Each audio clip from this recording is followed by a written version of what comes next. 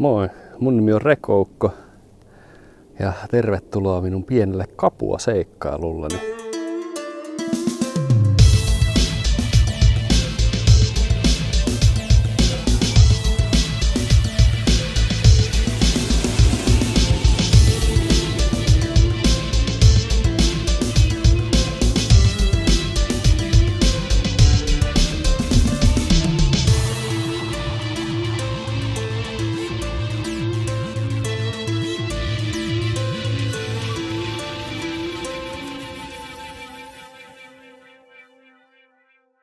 Mä oon saanut elää aika normaalin perisuomalaisen elämän. On pieneltä paikkakunnalta kotoisin, on päätynyt pääkaupunkiseudulle ja sillä tiellä ollaan vieläkin. Mä en ole aikanaan ollut ehkä se kaikkein säntillisin oppilas ja sitä jotenkin luonnostaan suuntas enemmän kuvataiteeseen, grafiikkaan ja peleihin. Mulla on ollut tuuria matkassa. Mun aika intohimoisesta harrastuksesta tuli lopulta työ ja on toiminut pelisuunnittelijana 12 vuotta maailman parhaiden tyyppien kanssa. Töiden kautta mä taas törmäsin harrastukseen, joka aikanaan oli yksi pahimmista peloistani. Tämä harrastus on nykyään henkireikä. Sitä unohtaa kaikki nykypäivän hektisyyden ja luottaa niihin omiin taitoihin. Mutta se on myös tapa nähdä paikkoja, tavata ihmisiä sekä katsoa maailmaa vähän eri vinkkelistä. Ihmisen vaikutus maailmaan näkyy parhaiten luonnon keskellä. Mielikuvitusta mulla on ollut lapsesta asti, ja siinä missä roolipelit sun muut tarjosi seikkailuja lapsina, löytyy niitä seikkailuja nykypäivänä ihan maailmaltakin. Tästä kaikesta taas ei tulisi yhtään mitään ilman elämäni naisia. Meillä jokaisella on ne omat vuoret kavuttavana. Ja musta on fiksua välillä tehdä asioita, joita pelkää, koska ilman sitä ei opi yhtään mitään. Mulla ei ole mitään kokemusta varainkeruusta. Korkein paikka, missä mä oon ikinä käynyt, pyörii jossain 3 tonnissa. Ja en tuntenut ketään meidän 19-henkisestä Capua-porukasta ennen kuin lähdin mukaan projektiin. Nepal on ollut mulle lähellä sydäntä jo pitkän aikaa. Ei pelkästään ne vuoret, mutta myös se kansa, joka saa osakseen vähän liikaakin vastoinkäymisiä. Mä oon osana Capuan hyväntekeväisyyskamppista, jossa minä ja 19 muuta kerää yhteensä 100 000 euroa Väestöliiton, Taksvärki ja Kynnys ry:n kohteisiin. Kohteet liittyy koulutukseen, osallistamiseen, puhtaaseen veteen ja terveydenhuoltoon. Eli just niihin perustarpeisiin, millä kehittyvät valtiot nousee omille jaloilleen. Sitä voi toki miettiä, että miksi me ei auteta Suomessa. Mutta kyllähän me autetaan. Joka päivä.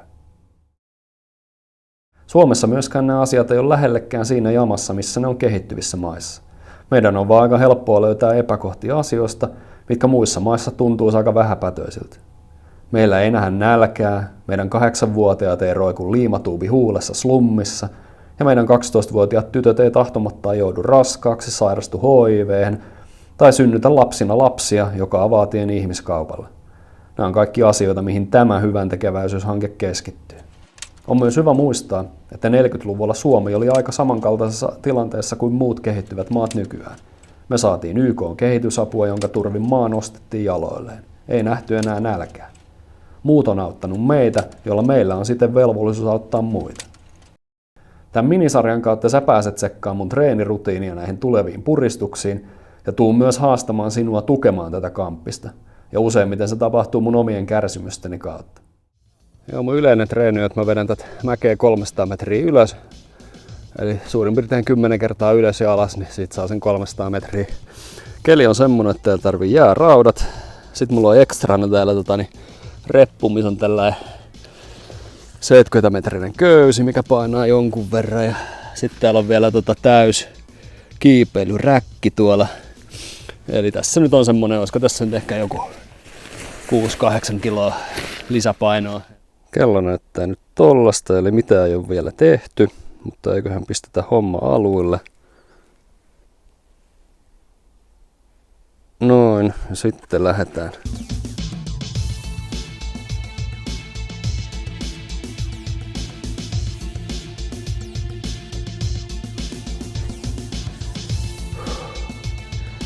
Tadaa!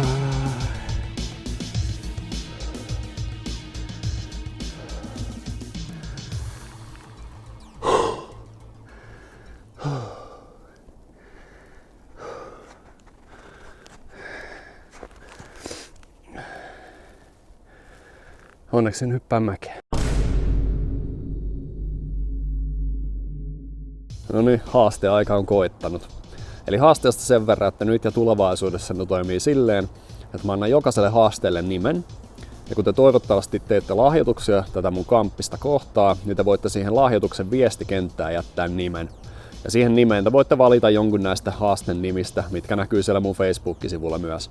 Ja kaikki se raha, mitä mä nostan, jos se on laitettu johonkin haasteelle, niin se tekee siitä kyseisestä haasteesta koko ajan vaan tuskaisemman suorittaa. Eli käytännössä se on niinku meikän pain and suffering ja superkärsimykset, mitkä tässä on niinku vaakalaudalla. Ja nyt tähän äskeiseen mäkihaasteeseen liittyen, niin aloitetaan sillä, että jos me saadaan tälle mäkihaasteelle 100 euroa kasaa, niin mä vedän sen tuplana. Jos saadaan 200 euroa kasaa, niin mä nelinkertaistan sen. Ja jos saadaan 500 euroa kasaa, niin mä 8-kertaistan sen. Eli jos me saadaan 500 euroa tälle haasteelle kasaan, niin se tarkoittaa, että mä vedän tota mäkeä yhteensä 2400 nousumetriä ylös.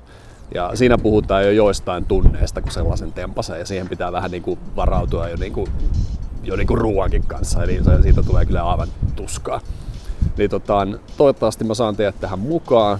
Muistakaa, että nämä menee todella hyvään tarkoitukseen. Ja meidän firma on tässä mukana vahvasti tuplaamassa potin ja niin edespäin. Että nämä menee oikeasti todella hyvää käyttöön.